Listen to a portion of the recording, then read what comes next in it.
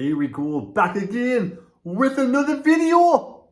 And I've come back on today, to have a little bit more of a talk about the match, the review of the game, more of an in-depth review of what the game happened on the game, how the comeback happened, how the goals were let in. When you're at the match, like I'm in the north stand behind the goal, you don't see everything that goes on in the game. You can see what happens on your side, the other side of the pitch. Obviously my eyes are getting too old now, you can't see what's going on. You miss key points in the game, like whose fault was it when the keeper was lobbed, that kind of thing. But when you come back home and you watch the match again, you see the key areas and what sort of the turning points were in the match. We'll discuss the game. First of all, we had a couple of changes at the start. Talby was brought back in. Lafay moved to the middle, went to a flat back four. Mukeli to the right. Hume was dropped. Now, whether that's whether it's a bit harsh on Hume to be dropped to the bench is debatable. I think he's had a good season. He's a good player. Mukeli is also one of those players I don't see Regis Labrie dropping at any point at any time at this moment because of his, his arsenal with his long throw and his ability to get the ball away. And of course, Alderete came back in to shore up that defence with Ballard going four at the back. Now it started off quite good on a really damp, sodden, wet, miserable day at the Stadium of Light. We were on the front foot. We looked very, from the offset, trying to get a goal. We got a corner. And now Xhaka, for me, was good yesterday. Xhaka did the short corner to Talby. Now Talby's pass back to Xhaka was a little bit short. Put Xhaka under pressure and we lost the ball. Talby gets the ball back, but then a bad pass from Talby will lose the ball again. Actually, this is the second goal, isn't it? This is the one where he lobs the keeper. So I don't really blame the keeper. I don't blame. Some people saying, oh, he's too far off his line. But when you have in a corner, a lot of keepers do go for a walkabout. You don't expect your player to give the ball away, not once but twice. So it was Talby's fault, to be honest. But you know what, we all make mistakes and the keeper was lobbed with, he was too far off his line. Let me know your thoughts down below. But that was one hell of a finish from Bournemouth. It really was. Cracking finish from the lad. And one of those goals where you'll be shown it over and over again. Unfortunately for Bournemouth, they got nothing from it. The first goal again was an unfortunate slip by Mukeli on the right hand side. He had coming down the right, defending his flank.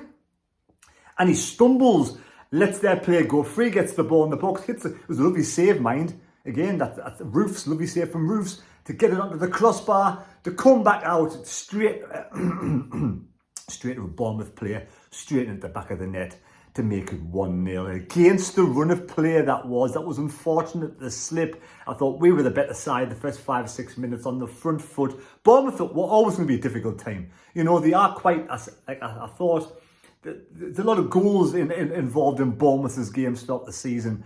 And it was, now you think about it, it was also going to be a high-scoring game, wasn't it, really? Because we do score goals, and they do let a lot of goals in, but they score a lot of goals as well. So before we knew it, we were 2-0 down. 2 mistakes, Regis Labrie says. 2 mistakes and 2 goals down. And I actually thought, what was going through my mind was, I hope it's not going to be it. One of those days where we get absolutely thumped. But you cannot criticise, knock the lads, and they knocked that thought straight out of my head because there was, straight away they were trying to get back into the game. And Lafay had a wonderful game, didn't he? Let's say, sometimes players have off games. I thought against Arsenal, Lafay was a little bit off. Yesterday, he was all over the place. He was absolutely fantastic. And, was one of the players that I think he won the ball back to get the penalty. He won the ball back. He had no right to win the ball back, but he put a lovely challenge in to win the ball back. Fantastic from Regis Labrie. Fantastic from Regis Labrie, of course, but fantastic from Enzo Lafay. Tongue twister there. To win that ball back. And then, of course, Ronaldo, he uses his years of experience to get his leg out in front of their defender, knowing that the defender might, because he's a defender himself, might put a challenge in. And any little challenge in the box, the player goes down. And you know what it is? Because there was a challenge in the box, because he did hit and did touch and did knock Ronaldo, whether it was soft or not, it doesn't make a difference. Because the referee, it's like when, you can't have it both ways. The other side, if a player just gets the slightest of touches on the ball before he takes a man out, it wouldn't be a penalty. But he takes his man out. It might not have been enough for him to go down, but it's enough for Ronaldo to go down to win the penalty. And for me, it was a penalty. It was the right decision. And VAR will not overrule the referee, you know, because he's taken his man out. Simple as. Like I say, we'll never know how much pressure there was on, whether he could have stood his ground. But well, obviously, Ronaldo being, you know, clever, getting his legs stretched right out, any touch, he's going to lose his balance and go over. So that was really clever from Ronaldo. And for a penalty he gave away earlier on in the season, that's kind of recompense, you know, to give one back. And what I mean, I thought the penalty was one of the best penalties I've seen at the stadium. I like lovely high, top left-hand side corner. You're seeing all the water splash all over it. Just a rock and a beautiful. It's good to have a good penalty taker. We had one with Jack Clark, but Enzo Lafay, absolutely fantastic penalty. And to go in 2-1 down, I was kind of happy. I was thinking, you know, like against Everton, went down 1-0, come on, second half, and we really put the pressure on.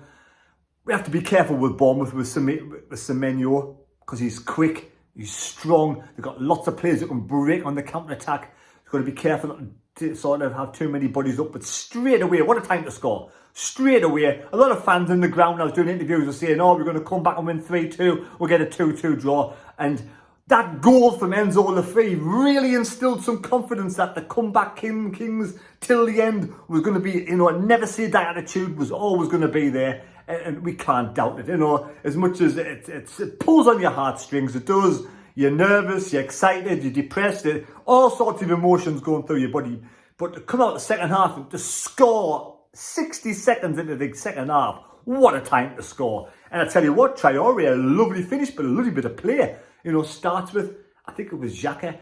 Traore has the ball, goes to Xhaka, goes to Enzo Lafay, back to Xhaka, Traore in acres of space, lot to do still, gets the ball, turns, slots the ball, you know, inside the near post, keeping no chance. And it's great to see him. You know, he's got his knockers, Traore. Some people say he don't put doesn't put a big shift in, and you know, this, that, and the other. But it's great to see Sunderland players score goals for confidence.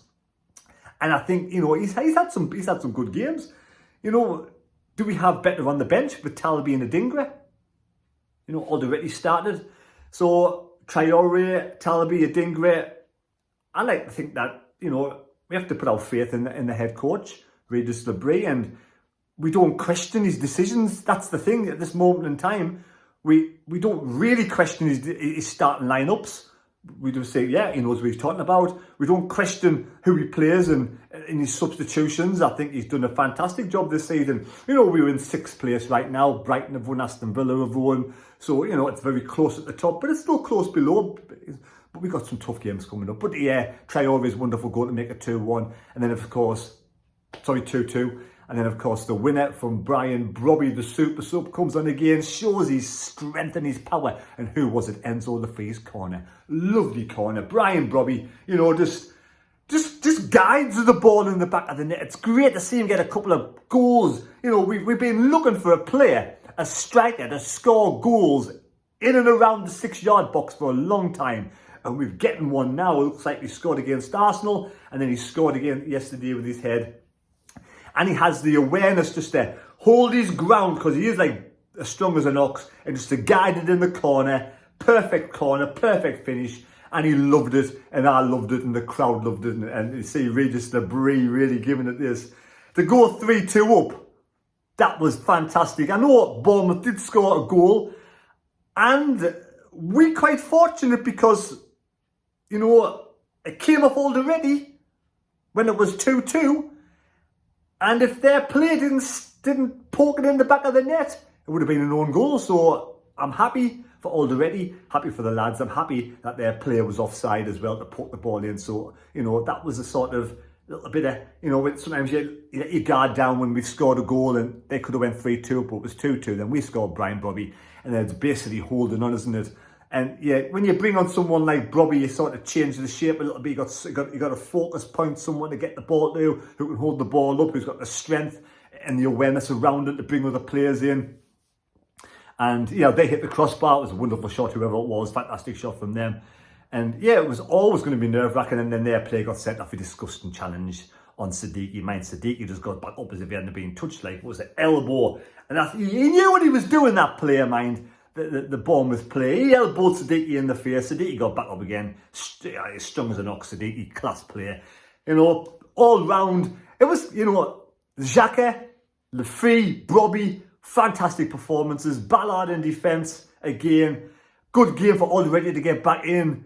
And like I say, I mean, a couple of players were just a little bit below bar. Hence the reason why we had 2 goals in. But the majority of them had a good game. But it was good to see that. It's good to see that, you know, never say die attitude in the team. Never give up. Always till the end. Fighting for everything. Fighting for the team. Xhaka, when we got that third or second goal, he was really pumped up. You could see him pumped up for the players, and the players right getting what a player to bring in. Granted, Xhaka, man, honest to God, fantastic. And a home record. 1-4 drawn, 3 out of 7. Fantastic start. Next home game is against Newcastle. Wow.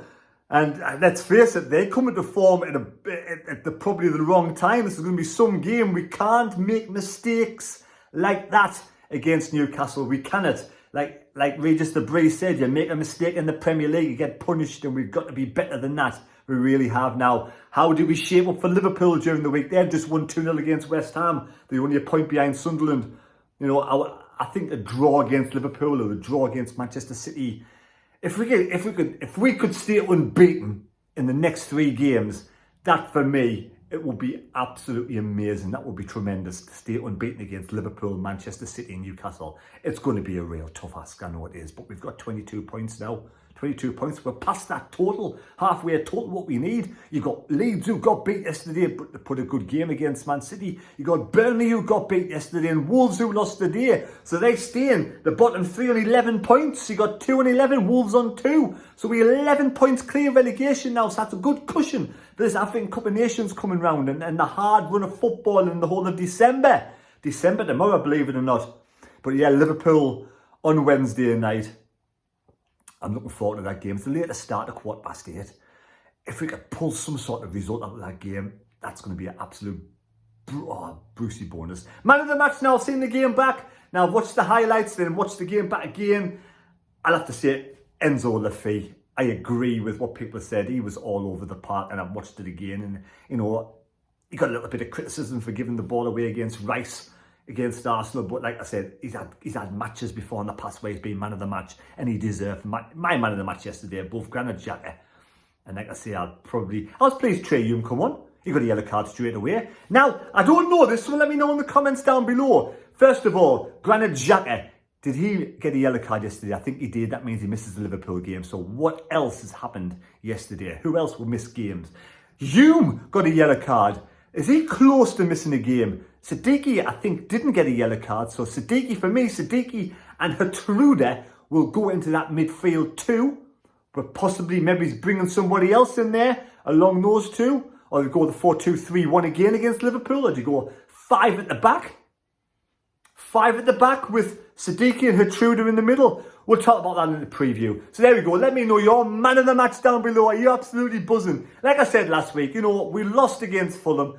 I was down in the dumps. I was sick as a chip. I was depressed for the Saturday night. I was back to normal on the Sunday. This weekend, we've won. I was absolutely loving life last night on Saturday night. I really was. The highs and the lows of football. You wouldn't have it any other way. Take care. God bless me. God go with you. Thank you for watching the vlog yesterday. Much appreciated. Subscribe to the channel if you're new. And we'll see you for the match preview tomorrow. Liverpool versus Sunderland. Come on!